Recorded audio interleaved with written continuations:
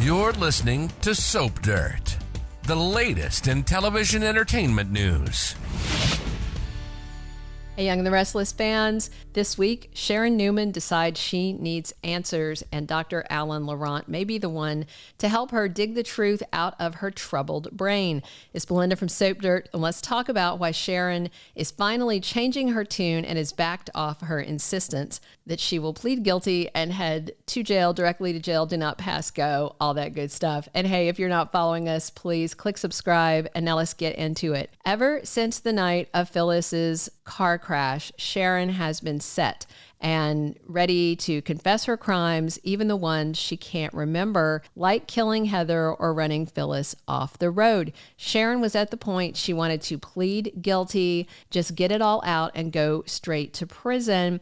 And so she had Nick call Chance over, and she went ahead and confessed. And they didn't even really investigate after that. They just took her confession as gospel.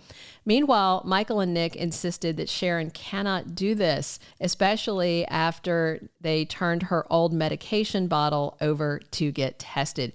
No one thinks these violent acts are in Sharon's nature. Meanwhile, Phyllis insists that Sharon's been murderous for years because of that stairwell incident where they fought, Phyllis fell, and then Sharon left her there, but she didn't shove her. Once Michael got the test results back from the GCPD lab and told Sharon and Nick that there was PCP in her bipolar meds, angel dust, that started to change everything. At first, Sharon still insisted the Tainted meds didn't change anything, and she wanted to go to the DA to plead guilty because she is certain she killed Heather, whether she was on these extra drugs or not. But after some time to reflect, and with Nick, Faith, and Mariah pushing her, Sharon is finally coming around to a different conclusion. She still thinks she did all these deeds, but Sharon wondered who would tamper with her medication. Nick tells Mariah this week he thinks it must be someone that they know. And later this week, Sharon is spying on Phyllis per official Y&R spoilers. I mean, I can see that Sharon would suspect Phyllis of doing all sorts of things to her, but why would Red put PCP in Sharon's bipolar meds? It doesn't add up. However, I could see Jordan trying to frame Phyllis to go down for it to make sure she and Ian aren't implicated. For now, though, Jordan told Ian she doesn't think anything can lead back to them, and I agree because everybody thinks those two are in prison.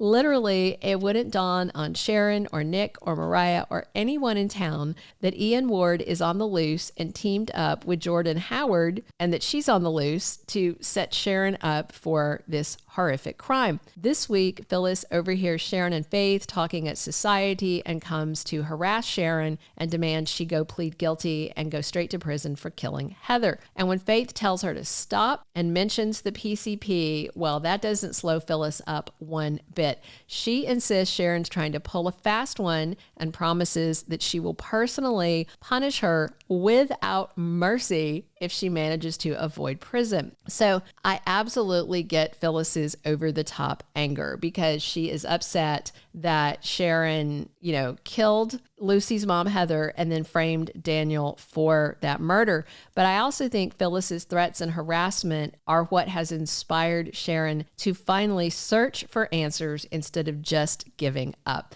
So she tells Nick, Faith, and Mariah that as long as the police are still looking into things because of this mysterious med test return, she is going to hold off pleading guilty. But Sharon has one condition. She wants to see a trained hypnotist to put her under, so hopefully she can recover the memories from her many blackouts. Usually when people need some therapy around Genoa City, like when Connor Newman first had issues, it is Sharon herself that they turn to. And, I only know one other shrink by name in town right now, and that is Tracy Abbott's boyfriend, Dr. Alan Laurent.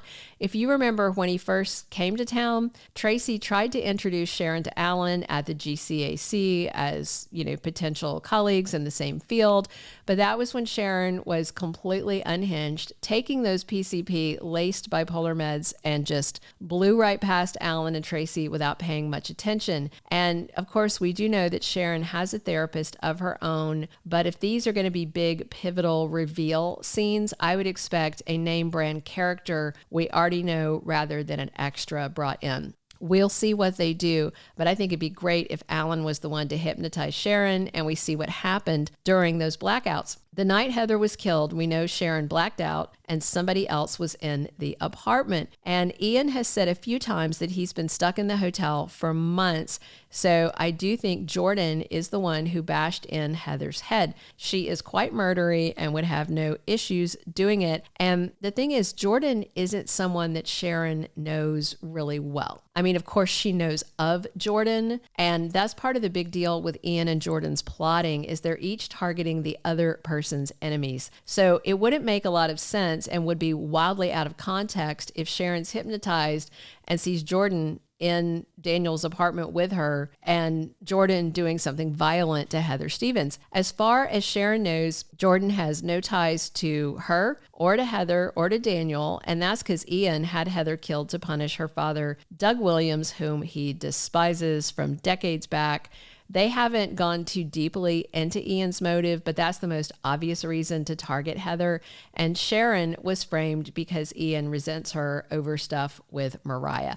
So one other blackout we saw was when Sharon was in Phyllis's hotel room the day Sharon broke in to find evidence that Phyllis was lying and saying she had, and then Red called Chance, but nothing much should come out of that one. However, Sharon's had several other blackouts at home and in her car, and that should be illuminating if Alan or some other doctor can hypnotize her and give us some clarity. I'm really looking forward to getting some flashbacks once Sharon is hypnotized and we get a glimpse of what really happened in all these scenarios. It might give clarity. I think it will give clarity on what happened the night Heather died, and also on how Sharon managed to get her body all the way down to her SUV and then over the bridge. If Jordan was there helping move the body and Sharon just flaked out and blocked it, that would make a lot more sense. Fingers crossed it is Alan Laurent working with Sharon, but in the end, it doesn't matter as long as we get the answers that everybody wants. One thing remains unchanged despite these blackouts. Sharon did indeed frame Daniel. There was no blackout in that scenario, and that was dastardly, but her being dosed with that hallucinogen explains a lot. And when Phyllis told Daniel about the PCP, that's the second time I've done that in 2 days, PCP, he actually said that makes more sense. He doesn't see Sharon as a cold-blooded killer, while Phyllis will never let it slide. She'll never believe otherwise. And even if Sharon does get answers with this hypnosis, there's no way to prove what's in her brain, and I doubt Phyllis will believe it even then. Thank you for being a loyal listener. Follow us wherever you get your podcast, because you don't want to miss the next episode. Soap Dirt is on all the major podcast platforms, including Apple Podcast, Spotify, iHeartRadio, and more.